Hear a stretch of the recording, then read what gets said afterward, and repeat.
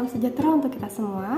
Perkenalkan, saya Dian Septiana Putri. Saya adalah salah satu peserta Latsar CPNS tahun 2022, golongan 2, angkatan 9, kelompok 3 dengan nomor NDH 22 BPSDM Provinsi Kalimantan Selatan. Nah, kali ini saya akan memaparkan tentang analisis isu efektivitas kinerja individu berdasarkan tupoksi saya sebagai seorang asisten apoteker dengan tutor agenda adalah Dr. Zainal Fanani MED. Di metode kali ini saya akan menjelaskan berdasarkan urutan, yaitu pertama, membuat daftar isu terlebih dahulu. Kedua, dilakukan penapisan isu prioritas dengan metode USG. Lalu, isu tersebut bisa dicari akar masalahnya dengan metode Fishbone. Dan setelah itu dapat menemukan cara pemecahan masalahnya dengan metode SWOT. Kemudian, dapat disusunlah alternatif-alternatif pemecahan masalah yang sudah ditemukan. Ada 3 identifikasi isu. Yang pertama, obat kedaluarsa. Yang kedua, waktu tunggu yang lama, dari pasien menyerahkan resep sampai menerima obat. Dan yang ketiga adalah kekosongan stok obat. Berdasarkan daftar isu tersebut, maka kita perlu mengurutkan prioritas masalahnya.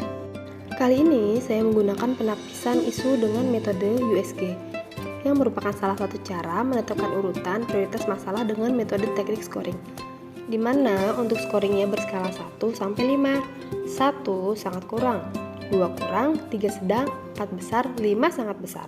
Untuk metode USG, U-nya merupakan seberapa mendesakkah isu tersebut, S-nya seberapa serius isu tersebut, sedangkan G seberapa besar kemungkinan memperburuknya isu tersebut apabila tidak dipecahkan masalahnya.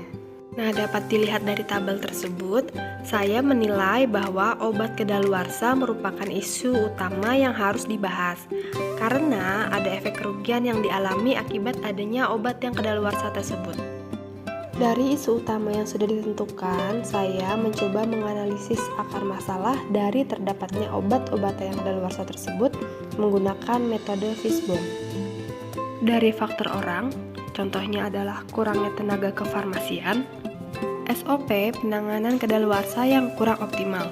Sedangkan dari faktor lingkungan ada berkurangnya kunjungan pasien karena wabah COVID-19 dan masa kedaluarsa obat yang pendek. Kemudian kita analisis SWOT-nya. Untuk S-nya atau kekuatan yaitu mengoptimalkan SOP penanganan obat expired dan kartu stok menggunakan komputer. Untuk W-nya atau kelemahan, kartu stok di aplikasi komputer itu belum menampilkan data kedaluarsa obat. Sedangkan peluangnya tersedia juknis standar pelayanan kefarmasian. Dan terakhir T-nya adalah ancaman, yaitu kedaluarsa obat yang pendek, menurunnya jumlah pasien rumah sakit akibat wabah COVID-19, dan yang terakhir adalah pola konsumsi yang berubah.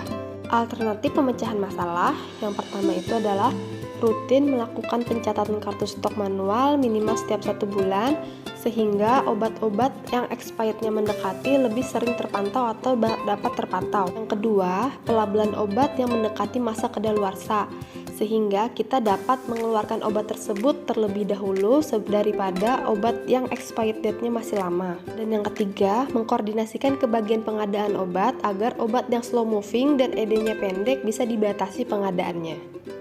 Nah, sekian penjabaran dari saya tentang analisis efektivitas kinerja individu berdasarkan tupoksi asisten apoteker, dan saya ucapkan terima kasih banyak.